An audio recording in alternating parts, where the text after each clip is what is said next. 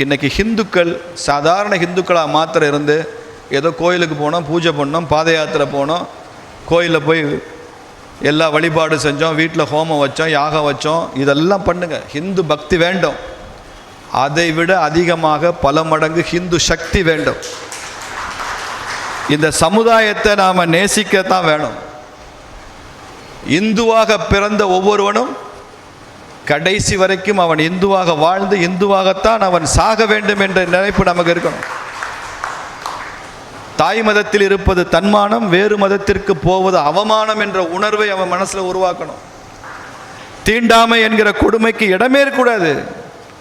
1000 ஜாதிகள் நம்மிடையே உண்டு.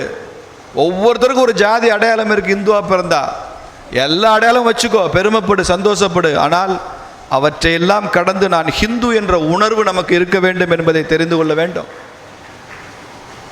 இதெல்லாம் இல்லை என்றனால தான் இவ்வளவு பிரச்சனை வருது. ஹிந்து கான்சியஸ்னஸ் இல்லை என்பதனால தான் இந்த பிரச்சனை வருது. மதமாற்றத்தை பற்றி நம்ம கண்டுகொள்வதே இல்லை என்பதனால தான் இந்த பிரச்சனை வந்திருக்கு. இவையெல்லாம் இருந்து விட்டால் 500 வருஷம் என்ன, 100 வருஷம் என்ன, 50 வருஷம் என்ன, நம் வாழ்க்கை காலத்திற்குள்ளேயே ஒரு அகண்ட பாரதத்தை நாம் பார்க்கத்தான் போகிறோம். அது நடக்கத்தான் போகுது.